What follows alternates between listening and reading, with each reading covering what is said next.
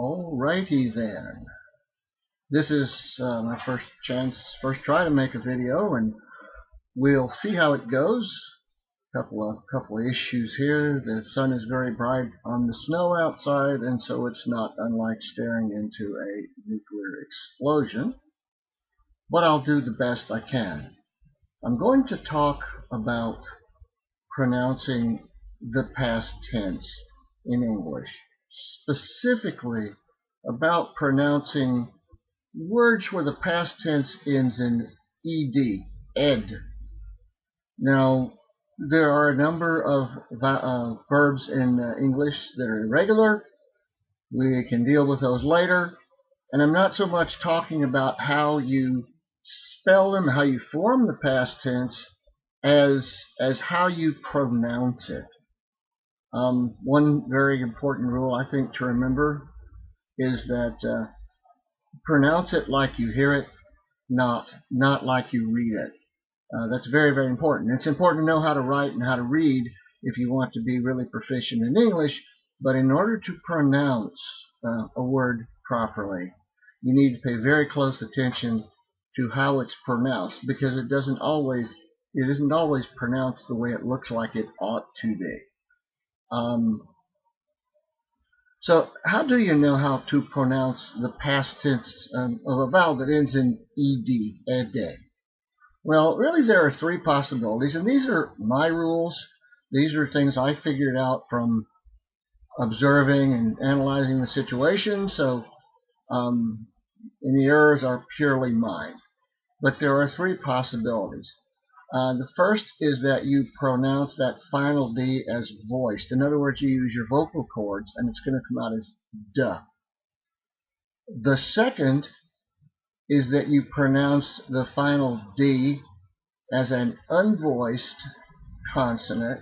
You place the tongue against the roof of your mouth and then release it, and so you get tuh, tuh, tuh. The tongue touching the roof of the mouth, right behind the T. Tuh. And the third possibility is that you pronounced ed. You pronounce the vowel and you pronounce the consonant. In this case, it's going to be, again, a voiced duh, using the vocal cords. Ed. So that's three possibilities. So how do you know what to use? Well, think about it this way. If the ending is preceded by, you have some words like supply, reply, study, view, renew, where you have what is essentially a final vowel sound at the end of the verb.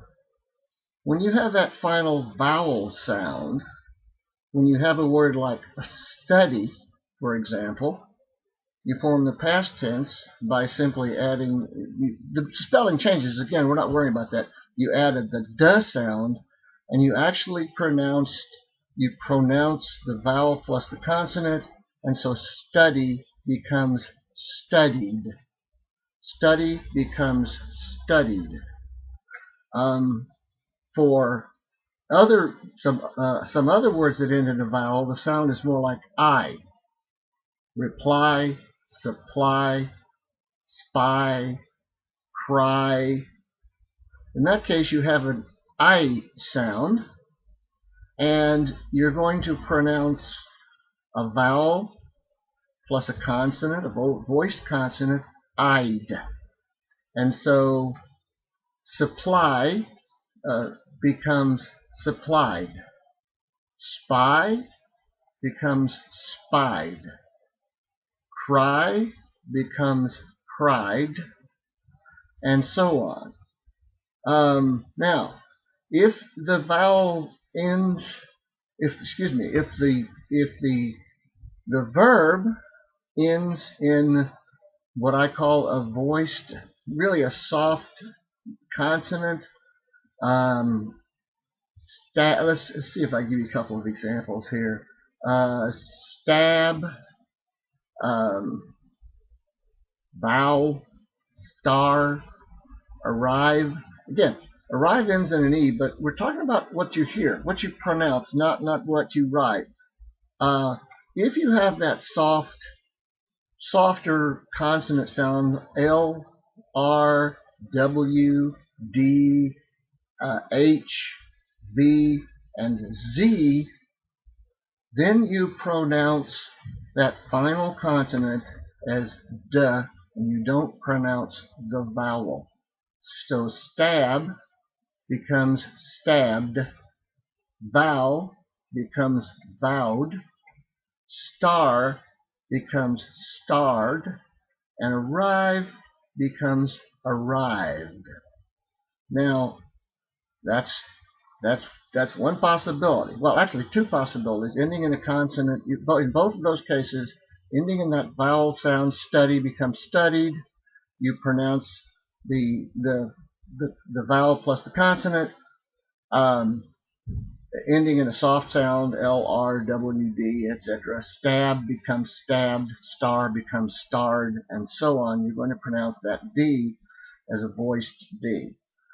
Now, what about if the final consonant in that vowel is what I would call a hard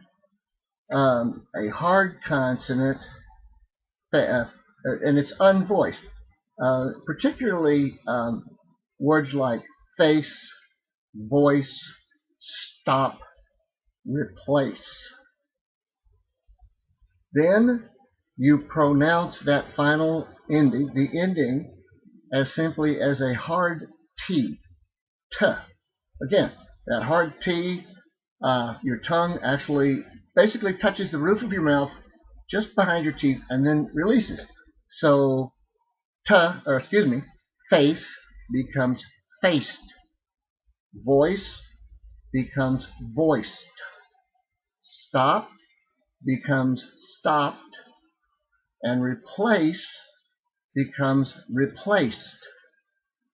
So that's two, and now we're up to basically three possibilities.